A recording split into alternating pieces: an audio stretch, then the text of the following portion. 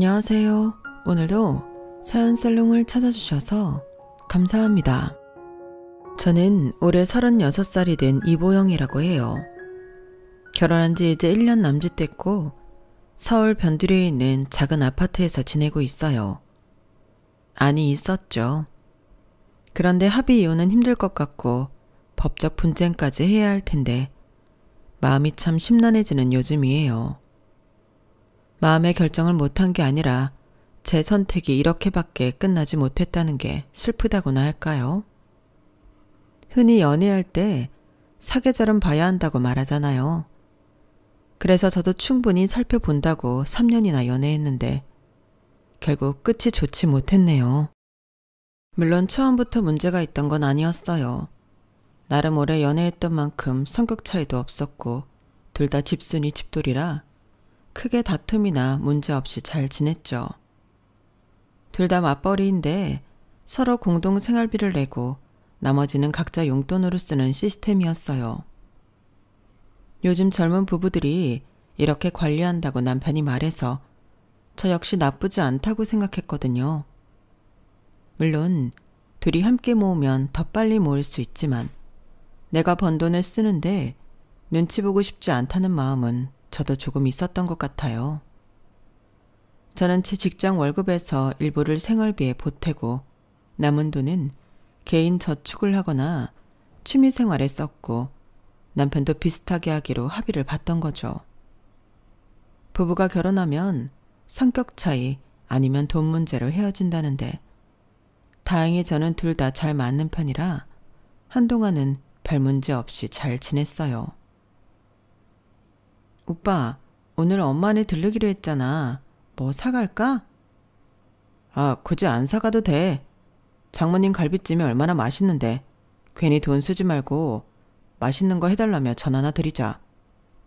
그래도 결혼하고 처음 가는 건데 빈손으로 가게? 장모님은 그런 거 신경 안 쓰시잖아. 해주시는 거 엄청 좋아하시고 내가 또 갈비찜 타령하면 엄청 즐거워하실걸?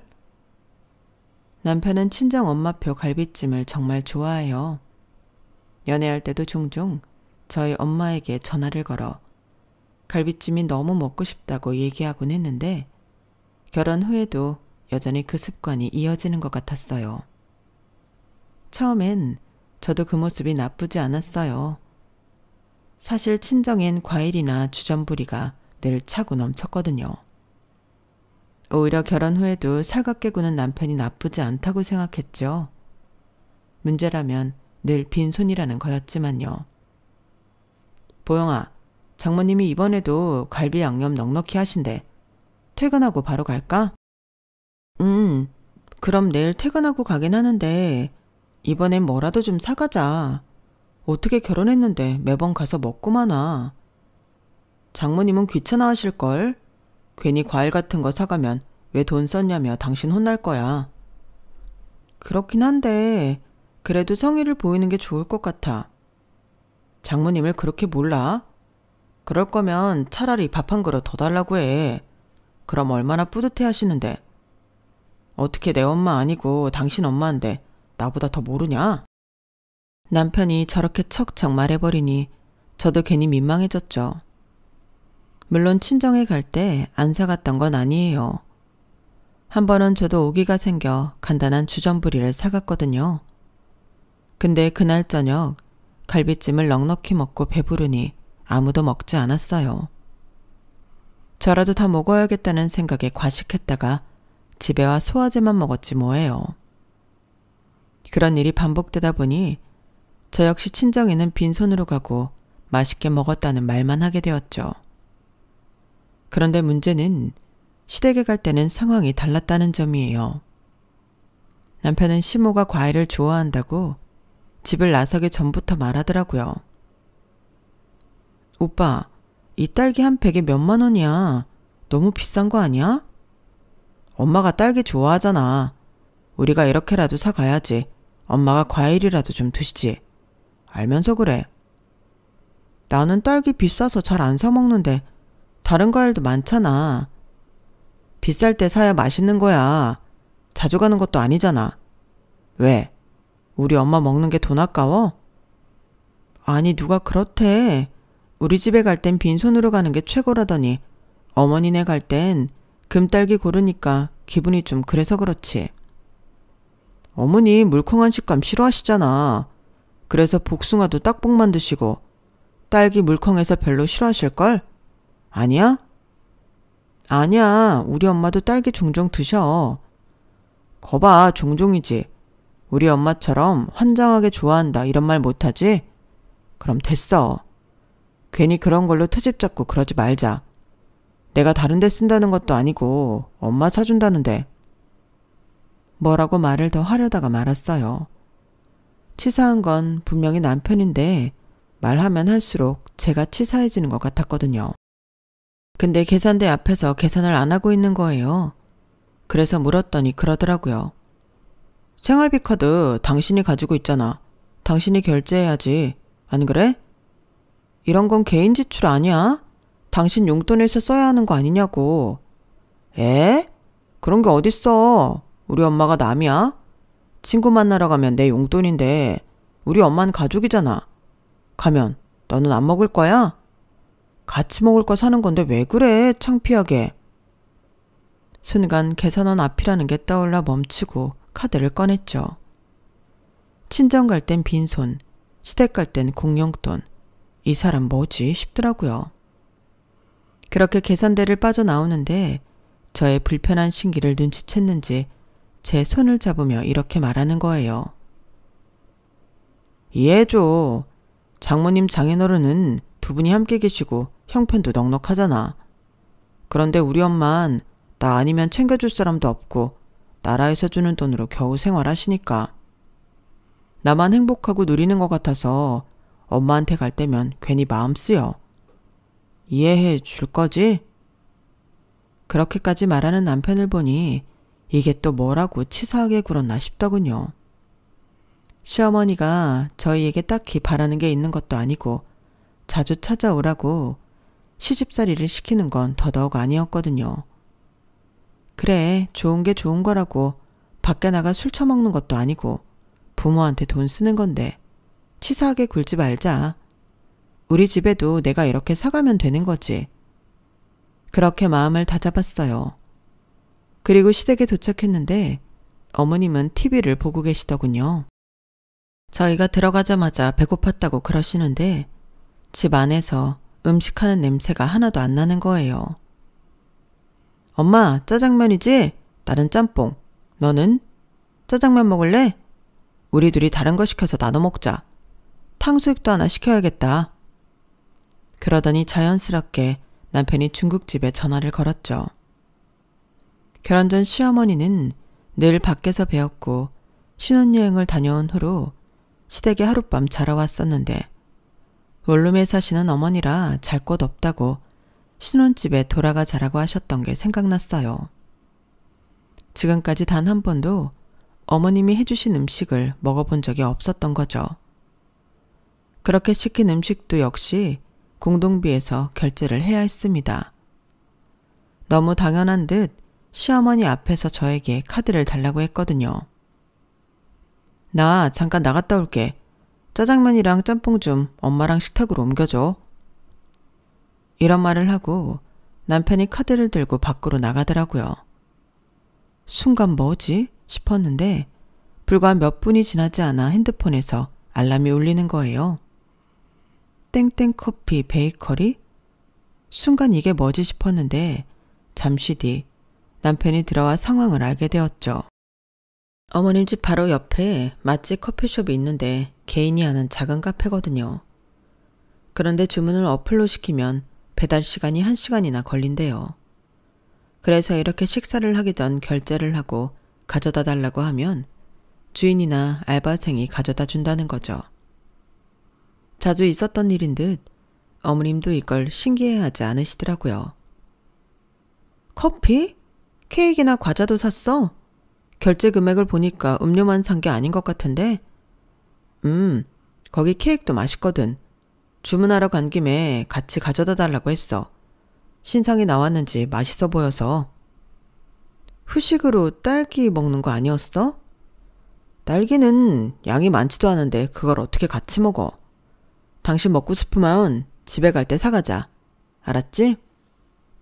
순간 이건 아니다 싶었어요. 그래서 시댁에서 먹는 둥 마는 둥 마지못해 앉아있다가 집으로 돌아오는 길 남편한테 말했죠. 오빠, 시댁에서 쓰는 돈이 다 공동 생활비에서 나가면 내 입장에선 조금 불편해. 불편할 게 뭐 있어. 따로 살아도 가족인데. 그럼 분가해서 살면 불편하고 합가해서 살면 당연한 거야? 그럼 합가해? 그런 말이 아니잖아. 친정할 땐 늘 빈손으로 가서 비싼 소갈비찜 먹고 시댁 갈 땐 비싼 과일에다 외식, 커피나 케이크 같은 디저트며. 그건 장모님이 음식 잘하시고 커피 머신도 있고 제철 과일도 냉장고에 다 있잖아. 사갈 만한 게 없으니까 그렇지. 그리고 장모님 입맛은 좀 까다로우셔. 뭐가 서운한지 알겠는데 그건 사람에 따라 다른 형평성으로 접근해야 하지 않아? 돈 필요한 사람한테 써야지. 장모님은 먹을 게 필요 없는데 사가는 건 결국 과소비야. 그래도 마음이잖아. 그래, 그 마음. 그래서 늘 맛있다고 말하고 해달라고 해서 그러고 가서 2그릇 이상 먹고 열과 성의를 다하잖아. 장모님 좋아하시는 대로. 내 말이 틀렸어? 오빠 그렇게 생각한다면 말리지 않겠는데 더 이상 공용 지출해서 어머님 외식값이나 과일 사가는 거 반대야. 아니, 이젠 그렇게 안 할 거야. 도무지 말이 안 통한다고 느꼈기에 단호하게 말했어요. 공용 지출은 공통으로 합의했을 때만 해당되며 우리가 주 거주지로 사는 신혼집에 한정한다고요. 이랬더니 이 남자 뭐라는 줄 아세요? 그래? 그럼 앞으로 장모님 댁 갈 때도 마찬가지지? 그럼 나야 좋지 뭐. 가뜩이나 너 장모님네 갈 때 뭐 사가지 가자고 그렇게 노래를 부를 때 나도 애매했거든. 과소비는 싫고 너는 원하고. 그럼 이제 네 용돈에서 네가 알아서 사가면 되니까 그 얘기는 이제 끝난 거지? 지금 돌이켜보면 이때부터 제 마음은 조금씩 식어갔던 것 같네요. 얼마 지나지 않아 또 다른 일이 벌어졌죠.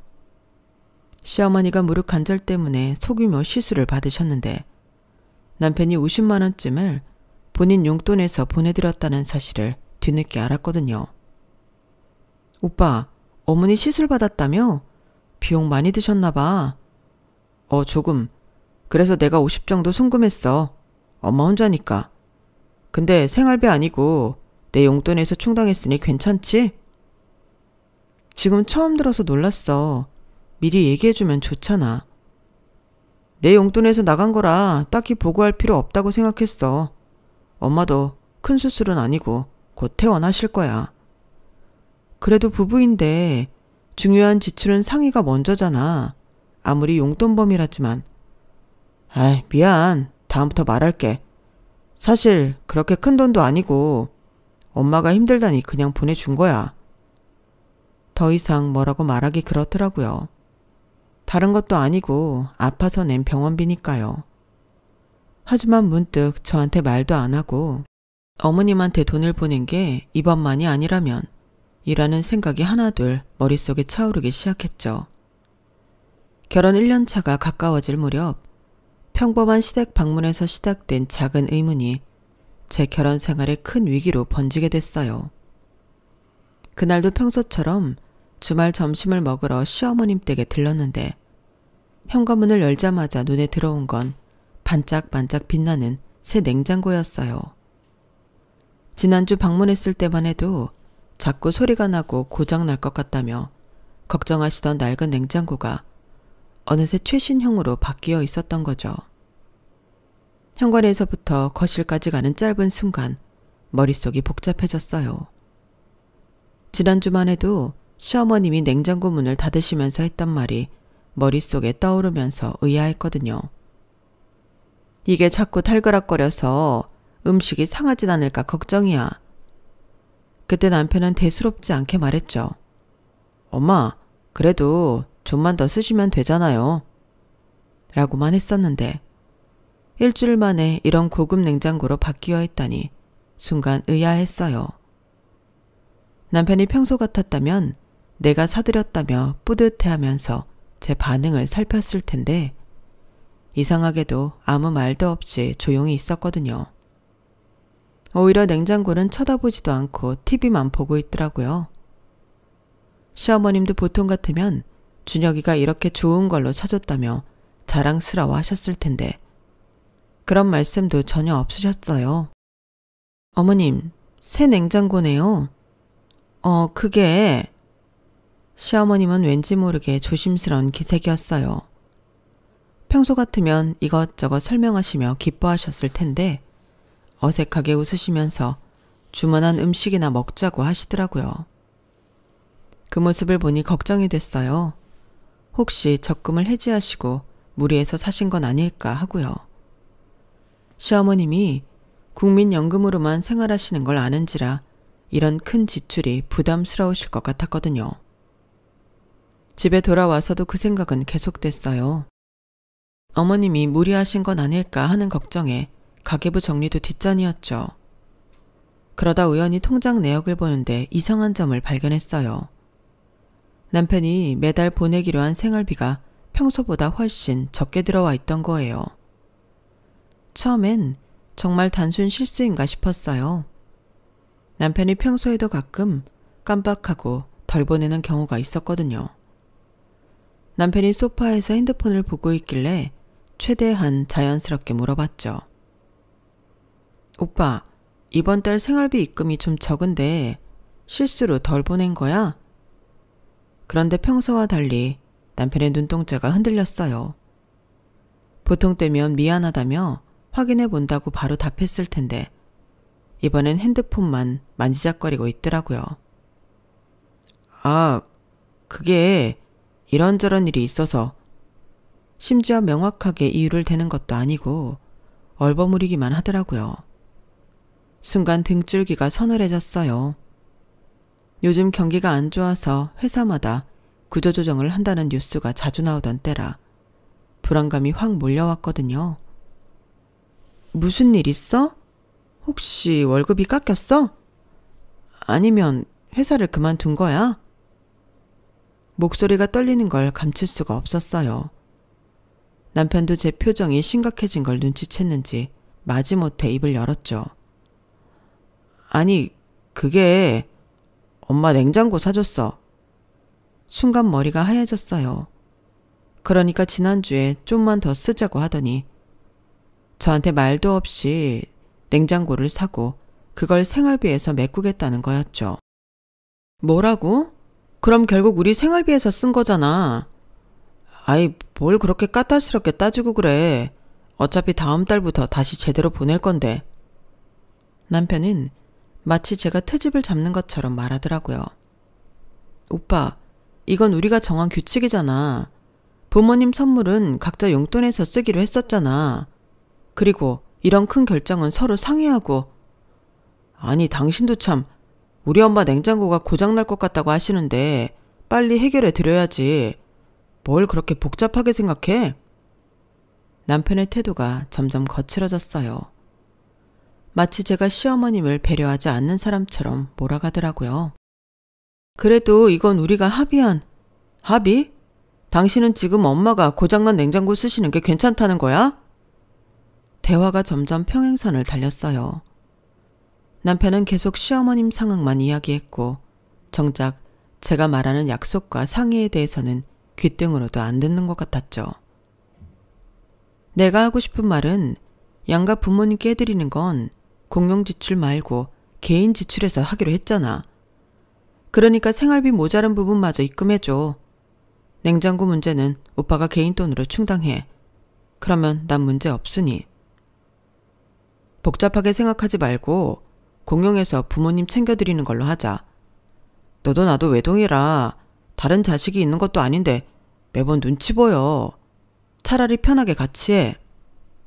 싫어. 우리 집 갈 때 빈손으로 가려고 하면서 나중에 또 무슨 말 하려고. 그냥 전처럼 개인 지출해서 해.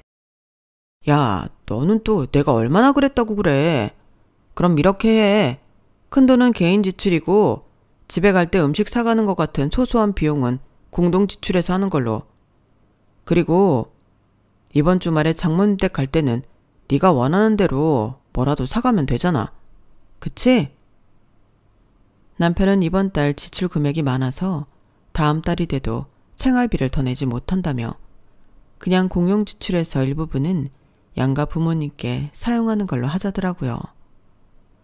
물론 저 역시 그동안 당한 게 있어서 말만 그럴 뿐 행동으로 옮기지 못한다는 걸 알았기에 반대했거든요. 그런데 아니라고 호언장담하니 한 번 더 믿어보기로 했어요. 그리고 그 주 주말 친정에 가는 당일 아침이었죠. 뭘 사갈까 고민하다가 엄마가 좋아하는 백화점 케이크가 생각났어요. 동네 빵집보다 달지 않아 종종 맛있게 드셨던 게 생각났죠.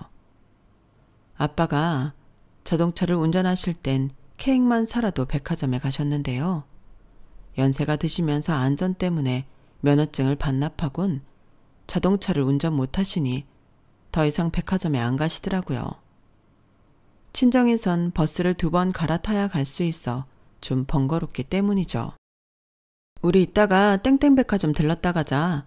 엄마가 거기 지하에 있는 케이크 좋아하시거든. 케이크?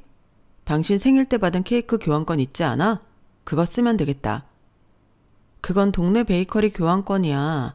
엄마는 달다고 그거 싫어하셔. 엄마가 좋아하는 케이크가 따로 있거든. 그런 게 어딨어. 케이크가 다 똑같은 케이크지. 요즘 프랜차이즈도 만만 있더만.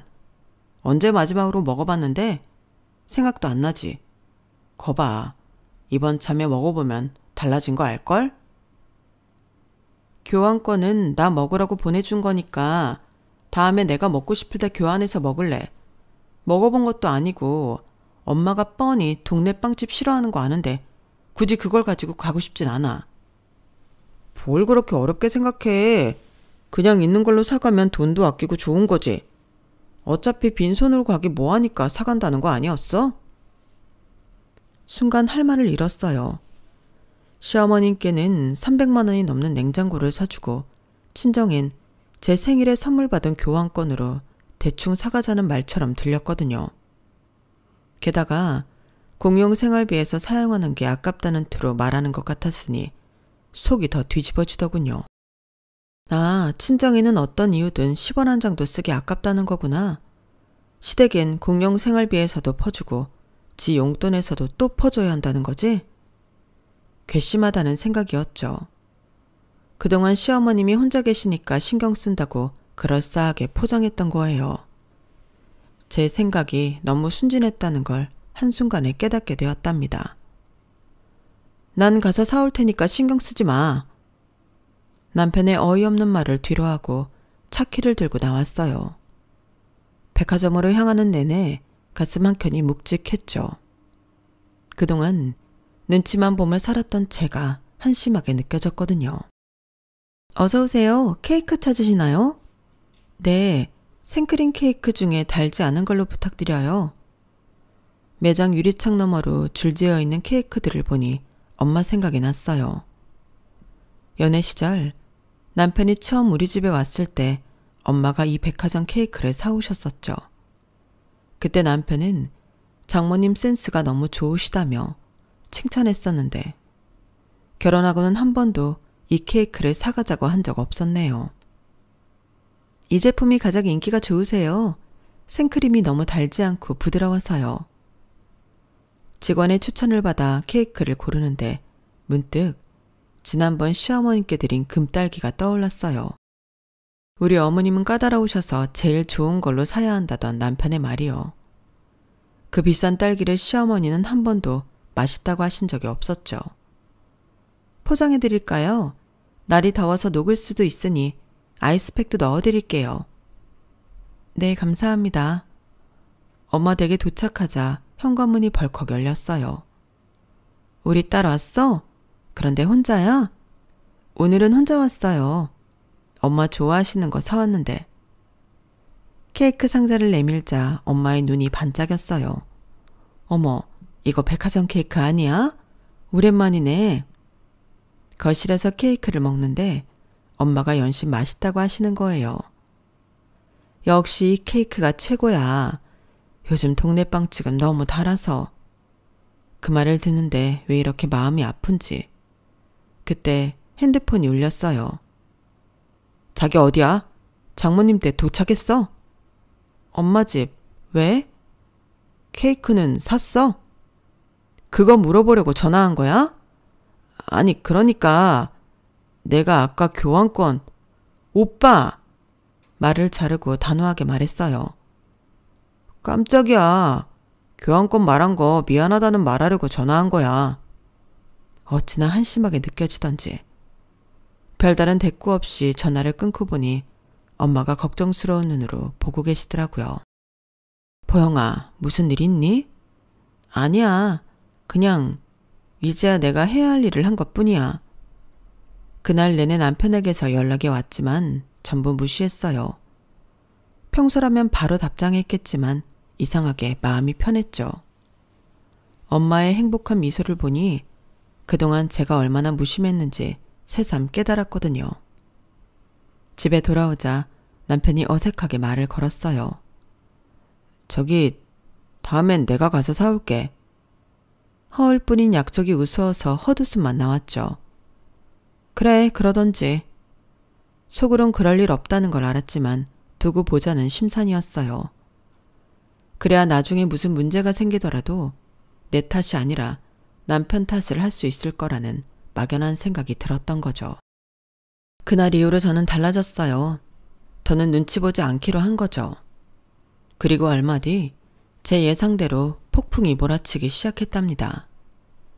그리고 며칠 지나지 않아 결정적인 일이 벌어졌죠. 어버이날이었거든요. 어버이날이 왜 결정적인지 제 남편이 어떤 사람인지 다 알아버리신 분들이라면 눈치채셨을 것 같은데 맞아요. 상상하시던 그 일이 실제로 일어났답니다. 지난 주말 친정에 다녀왔기에 평일이 어버이날이라 시댁에 먼저 가기로 했어요. 어디를 먼저 가고 안 가고는 크게 중요하지 않다고 생각했거든요. 그런데 문제는 시댁에 도착한 후였답니다. 시댁에 들어서는 순간 제 눈은 의심했어요. 좁디 좁은 원룸 창가에 거대한 안마의자가 버티고 있었거든요. TV 홈쇼핑에서 본 그 안마의자가 분명했어요. 지난주만 해도 남편과 함께 보면서 와, 이거 진짜 비싸다며 놀랐던 바로 그 제품이. 아니 설마. 심장이 쿵 내려앉았어요. 원룸이라 거실이라고 해봤자 겨우 8평 남짓인데 그 좁은 공간의 절반을 차지하고 있는 안마의자는 마치 저를 비웃듯 반들반들 윤이 나고 있었죠. 멍하니 서 있는데 문득 지난주 시어머님과 나눈 대화가 떠올랐어요. 어머님, 요즘도 허리 아프세요? 그냥 늙어서 그런가. 병원 한번 가볼까 하는데. 한의원은 어떠세요? 침 맞으면 좀 나아지실지도. 아유, 그런 거 신경 쓰지 마. 이 정도면 양호한 거야. 그때만 해도 시어머님은 대수롭지 않게 말씀하셨는데 이렇게 될 줄이야. 현관에 놓인 제 구두를 벗으면서도 머릿속은 복잡했어요. 남편은 언제 이걸 샀을까? 어떻게 들여왔을까? 돈은 어디서? 어머, 왔니? 이거 봐봐. 이게 얼마나 좋은지 몰라. 어머님이 호들갑스럽게 맞이하시는데 그 목소리에 담긴 자랑스러움이 왠지 거슬리더라고요. 마치 우리 아들 봐라 하는 것 같았어요. 평소 과하게 표현하시는 분이 아니었는데 오늘따라 유독 목소리가 들떠 있었죠. 오빠가 사드린 거예요? 목소리가 생각보다 차갑게 나왔나 봐요. 남편이 화들짝 놀라 저를 쳐다봤거든요. 그 순간 남편의 눈빛이 흔들리는 게 보였어요.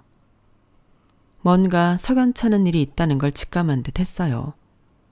하지만 어머님은 전혀 눈치채지 못하신 듯 했어요. 그럼 우리 아들이 아니면 누가 이런 걸 사주겠어? 허리 아프다고 했더니 바로 사줬잖아? 요즘 자식들은 부모님 고생하는 거 안 본다는데 우리 아들은 달라. 어머님 목소리에 자부심이 가득했어요. 그런데 왜 저한텐 그 말이 꼭 너희 집에는 이런 거 못 해주지 하는 것처럼 들리는 걸까요? 아니에요. 분명 제가 예민한 거예요. 어머님이 그런 뜻으로 하신 말씀이 아닐 텐데. 남편은 마치 준비라도 한 듯 바로 설명을 시작했어요. 엄마가 허리가 많이 아프시다길래 병원 다니시는 것보다 이게 더 낫겠더라고. 마사지 회원권은 한 번에 100만 원이 넘고 그것도 3개월이면 끝나는데 이건 평생 쓰실 수 있잖아. 실용적이고. 말꼬리를 흐리는 남편의 목소리가 점점 작아졌어요. 제 표정이 심상치 않다는 걸 눈치챘나 봐요. 실용적이라고요? 우리 엄마도 허리 아프다고 하셨을 때는 나이 든 게 서러워서 그러시는 거야 라고 하더니 남편의 말이 귀에 들어올 리가 없었죠. 머릿속에서는 이미 계산기가 돌아가고 있었으니까요. 300만 원은 좋게 넘을 그 가격. 거기다 분명 할부일 텐데 이자까지 더하면 게다가 우리 통장에서 빠져나간 거라면 여보, 당신 표정이 남편이 제 얼굴색을 살피더니 목소리를 낮췄어요. 그리곤 마치 큰 양보라도 하듯 덧붙였죠. 할부로 했으니까 당분간은 어머니한테 뭐 해드리기 좀 그렇긴 한데 그래도 이게 더 이득이잖아. 한 번에 돈 들여서 평생 쓰시는 거니까. 어머님은 그때 마침 화장실에 가신다며 자리를 피하셨어요. 순간 어머님과 눈이 마주쳤는데 뭔가 불편해 보이시더라고요. 어쩌면 제 표정이 너무 일그러졌나 봐요. 우리 집은? 차갑게 내뱉은 말에 남편이 눈을 동그랗게 떴어요. 아침에 문자 보냈잖아. 너무나 당연하다는 듯한 말투가 더 화가 나게 했어요. 문자로 충분하지 않아? 장인어른 장모님은 아직 한창이시잖아. 우리 엄마보다 9살이나 어리시고. 남편은 자기가 뭔가 대단한 걸 한 것처럼 으쓱거리며 말을 이었어요. 난 문자로도 충분히 마음을 전했다고 봐. 장모님도 좋아하시던데 고맙다고 하셨잖아. 정말 기가 막혔어요. 우리 엄마가 얼마나 좋으신 분이라 그러신 건지 저라면 차마 그런 문자에 고맙다는 답장조차 못 보냈을 텐데. 그리고 이건 마음이 중요한 거 아니야? 나는 진심으로 장모님께 감사드린다고. 말꼬리를 흐리면서도 전혀 미안해하는 기색이 없었어요. 오히려 자기가 잘했다는 듯한 표정이더라고요. 그러더니 정말 어이없는 말을 덧붙이는 거예요. 그래, 말 나온 김에 문자 하나 더 보내볼까? 우리 주말에 장모님한테 갈비찜 해달라고 할까? 멀더라도 자주 찾아뵙는 게 최고지. 안 그래? 뭐든 마음이 최고라고. 자주 찾아가지도 않으면서 비싼 선물만 딱 보내봐. 그것처럼 정없는 게 어딨다고. 나 같은 사이도 없어. 그치? 진짜 이 남자는 자기가 뭘 잘못했는지 전혀 모르는 거예요. 시어머님께는 300만 원짜리 안마의자를 사드리고 제 친정엄마는 공짜 갈비찜이나 얻어먹으려 하고 맛있게 먹고 자주 찾아가 얼굴 뵈면 되는 거잖아. 효도가 꼭 돈으로만 하는 것도 아니고 마음이지, 마음. 안 그래? 남편의 말 한마디 한마디가 저를 폭발 직전으로 몰아갔어요. 용돈으로도 모자라 공용 통장까지 긁어가며 어머님께 선물해놓고 친정엄마한테는 돈 한 푼 안 드리고 진심을 보냈다고요? 당신 갈비찜은 앞으로 평생 먹을 일 없을 거야. 나 간다. 참았던 분노가 폭발하듯 터져 나왔어요. 야, 잠깐만. 왜 갑자기 그러는 거야? 말 안 하고 산 것 때문에 그런 거면 미안해. 말하려고 했어. 그런데 어차피 오면 볼 텐데 얼마나 좋은지 보는 거랑 안 보고 이야기 듣는 거랑 또 다르니까. 내 말 듣고 있는 거야? 현관문을 박차고 나오는데 남편이 뒤에서 뭐라고 부르는 소리가 들렸어요. 오해하지 마. 내 말은. 더는 듣고 싶지 않았어요. 엘리베이터를 기다릴 새도 없이 계단을 뛰어내려갔죠. 주차장에 도착해서 바로 시동을 걸었어요. 그리고 제일 먼저 한 일이 폰 전원을 끄는 거였어요. 엄마 생각이 났어요. 아침에 문자를 받으시고도 고맙다고 답장까지 보내주신 그 마음 착하신 우리 엄마. 시어머니께 안마의자를 사주면서도 우리 부모님께는 문자 한 통이 전부라니 남편의 이중성이 이제야 완벽하게 드러난 것 같았죠. 핸들을 꺾어 친정으로 향하면서 핸드폰도 꺼버렸어요. 그리고 결심했죠. 이제는 더 이상 물러설 수 없다고. 결혼 전 이런 모습을 단 한 번도 보인 적 없다는 게 오히려 억울할 지경이었어요. 연애 땐 세상의 별도 달도 다 따준다고 말하는 거 다 거짓이라더니 정말 거짓이었던 거죠. 저녁 7시가 넘어 집에 도착하니 남편이 기다리고 있더라고요.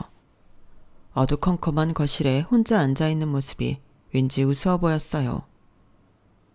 도대체 뭐 하는 짓이야? 전화는 왜 안 받고? 제가 현관문을 여는 순간부터 폭발하듯 소리를 지르더니 순식간에 제 앞까지 다가왔어요. 엄마가 얼마나 걱정하셨는지 알아? 내가 얼마나 전화했는지. 미친 거야? 갑자기 가출이야. 가출? 내가 왜 가출을 해? 나 친정 갔다 왔어. 뭐? 갔으면 갔다고 말해야지. 어디 간다는 말도 안 하고 전화기는 꺼놓고. 애야? 말을 해. 왜 그러는지. 왜? 어버이날인데. 뭐 문제 있어? 비싼 선물은 주지 못해도 얼굴이라도 보려고 한 건데. 당신 말대로 돈이 전부가 아니라면 정성이라도 보여야 하잖아. 1시간 거리가 먼 것도 아니고. 뭐야. 그러면 같이 가자고 하면 되지. 난 또 뭐라고. 난 또 뭐라고? 우리 엄마는 아직 젊어서 알프로 볼 날 많으니까 안 가도 된다고 생각하셨나 봐? 방귀 낀 놈이 성낸나더니 정말이네요.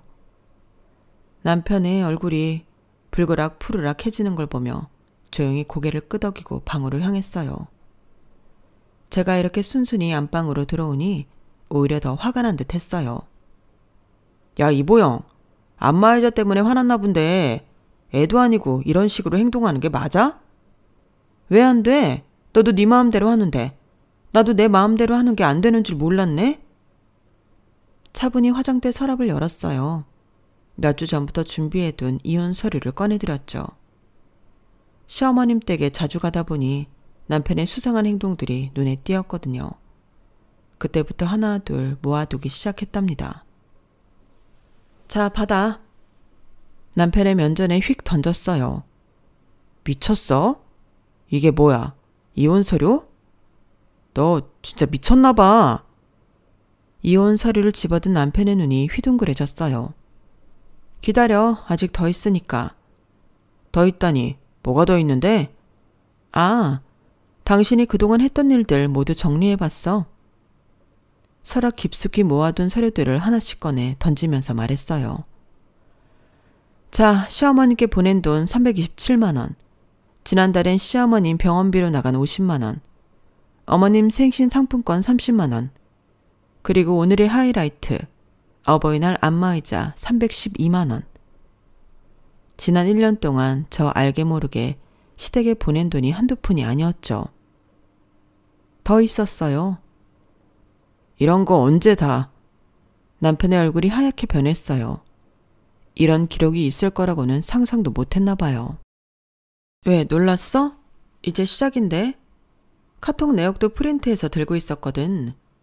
어머님이 허리 아프시다고 했을 때 우리 엄마한테 한 말 기억나? 여기 있네. 휴대폰을 들어 읽어내려갔죠. 장모님은 아직 젊으시니까 그냥 기분 탓일 수 있다는 말. 근데 시어머님은 바로 병원 데려가고. 그건 상황이 달랐잖아. 그래, 상황이 많이 달랐다고 생각했겠지. 우리 엄마는 젊어서 문자로 효도하면 되고, 어머님은 연세가 있으셔서 300만 원짜리 안마의자를 사드려야 하니까. 남편이 안절부절 못하며 서류들을 뒤적이고 있었어요. 이런 건 어디서 난 거야? 그동안 그걸 다 가지고 있었어? 당연하지. 정성스럽게 모아뒀어. 당신이 말했잖아요. 정성이 중요하다고. 순간 남편의 얼굴이 일그러졌어요. 자기 말이 자기 발목을 잡을 줄을 몰랐나 봐요. 여보, 이거 우리 얘기하면. 이제 와서 무슨 할 말이 더 있다고 그래? 당신은 충분히 말하고 행동으로도 보여줬잖아. 이제 들어. 내가 말할 차례야. 아니다. 내 이야기보다 우선 이거 듣는 게 더 빠르겠다. 휴대폰을 꺼내 녹음 파일을 틀었어요. 변호사와의 상담 내용이었죠. 이런 경우는 혼인관계 파탄의 책임이 남편 측에 있다고 볼 수 있습니다. 특히 부부간 재산관리에서 일방적인 결정과 차별적 행위가 지속됐다는 점, 공동생활비를 합의 없이 임의로 사용한 점이 중요한 근거가 됩니다. 남편의 얼굴이 하얗게 변했어요. 특히 주목할 만한 것은 부부 공동재산 관리의 신의성실 의무 위반입니다. 대법원 판례에 따르면 혼인생활 중 부부 일방이 정당한 이유 없이 공동재산을 임의로 처분하거나 상대방과 합의한 생활비 사용 규칙을 일방적으로 어기는 행위는 이혼 사유가 될 수 있습니다. 야, 이거 언제 또... 남편이 말꼬리를 흐렸어요. 제가 이렇게까지 준비하고 있었을 거라고는 상상도 못했나 봐요. 게다가 부모 봉양에 있어 현저한 차별을 두는 행위는 상대방 배우자의 인격권을 침해하는 행위로 볼 수 있습니다. 특히 공동생활비에서 일방의 부모에게만 고액의 지출을 하고 상대방의 부모에게는 그러한 지출을 거부하거나 제한하는 행위는 정신적 고통을 주는 행위로 인정됩니다. 변호사의 차분한 목소리가 이어졌죠. 민법 제840조에 따른 이혼 사유 중 제6호, 기타 혼인 생활을 계속하기 어려운 중대한 사유에 해당할 수 있습니다. 특히 부부간의 신뢰관계를 저버린 재산권 침해와 차별적 행위가 지속적으로 있었다는 점이 중요합니다. 더구나 이런 행위가 단발성이 아니라 냉장고 구매, 병원비 지급, 안마의자 구매 등 지속적으로 이어졌다는 증거가 있다면 위자료 청구도 충분히 가능합니다. 대법원은 이러한 경우 월 급여의 4에서 6개월치를 위자료로 인정한 판례가 있습니다. 남편이 소파에 털썩 주저앉았어요. 여보, 이거 너무한 거 아니야? 나도 당신 부모님께 잘하려고. 잘하려고? 오늘 당장만 해도 어머님한텐 카드 할부로 능력도 안 되면서 300만 원 넘는 안마의자 보내더니 우리 엄마한텐 딸랑 문자 한 통이 그게 잘하는 거야? 뭐든 콩알 하나라도 우리 집엔 쓰기 싫고 가사해주는 건 맛있다고 처먹을 줄만 아는 인간이 진작 알아봤어야 하는 건데. 서류 뭉치를 다시 펼쳤어요. 자, 여기 봐. 지난 1년간 어머님께 보낸 금액만 1,000만 원이 넘어. 그런데 우리 부모님한테는 딸랑 케이크? 그것도 생일날 받은 교환권 쓰라고 난리를 쳤던 거 기억 안 나? 이게 말이 돼? 그건 상황이 달랐잖아. 남편의 목소리가 점점 작아졌어요. 맞아, 상황이 달랐지. 내가 정리해볼까? 첫째, 혼인신고 후 공동생활관리 규정을 일방적으로 위반했어. 둘째, 부모 봉양에 있어 현저한 차별을 뒀고, 셋째, 고액의 지출을 할 때마다 나와의 상의를 무시했지. 카드 영수증 계좌 이체 내역, 문자 메시지까지 다 있어. 심지어 당신이 장모님은 아직 젊으시니까 신경 쓸 필요 없다고 한 카톡도 다 캡처해뒀고.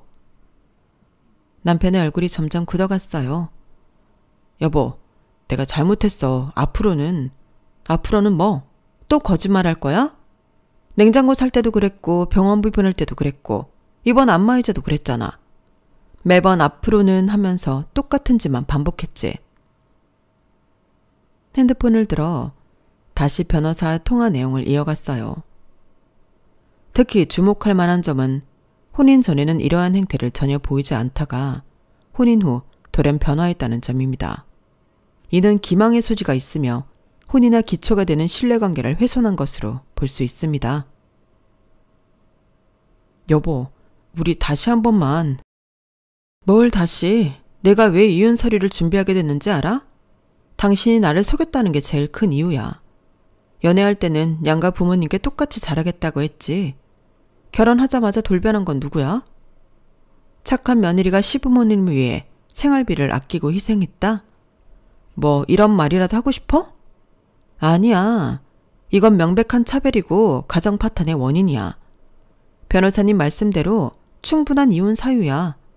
그리고 당연히 그 책임은 오빠한테 있는 거고. 제발 우리 다시 생각하자. 한 번만 기회를.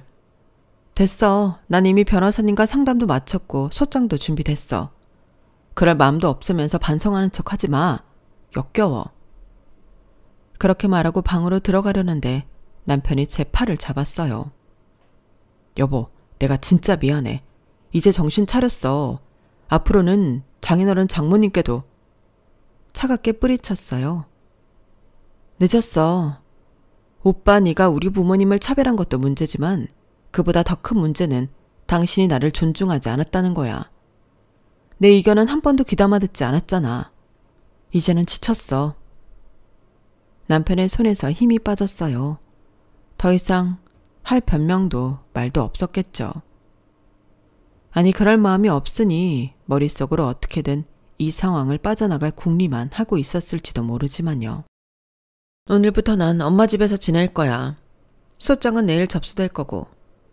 변호사님이 말씀하시길 이 정도 증거면 조정 단계에서 충분히 유리한 위치를 선점할 수 있다고 하시더라. 깨끗하게 합의혼할 거 아니면 변호사 선임해. 앞으로 나 더 이상 오빠랑 할 이야기 없어. 모든 건 변호사를 통해 전달할 테니 그런 줄 알아. 그렇게 말하고 방으로 들어와 친정에 갈 짐을 쌌죠. 문을 닫는 순간 밖에서 남편이 털썩 주저앉는 소리가 들렸어요. 하지만 더 이상 돌아볼 생각은 없었죠. 이미 제 마음은 서늘하게 식어버렸으니까요. 장모님께 죄송하다고 전해줘. 마지막까지 직접 사과하러 가지 않고 제게 전달을 부탁하더라고요. 어머님도 몇 번 전화가 왔는데 아들 좀 봐달라고 젊은 사람들이 이해하면서 살아야 한다고 하시더군요. 어머님께 지어나던 모든 걸 끊어도 그런 말씀을 하실 수 있겠냐는 말이 목구멍까지 올라왔지만 말하진 않았어요. 아들 잘못 둔 죄를 어머님께 따지는 건 아닌 것 같았으니까요. 이해하려고 애썼는데 도무지 이해가 안 돼요, 어머니. 어머님한테 하는 거 발톱의 때만큼이라도 친정에 했다면 제가 이렇게까진 안 했겠죠. 건강하세요. 먼저 끊겠습니다.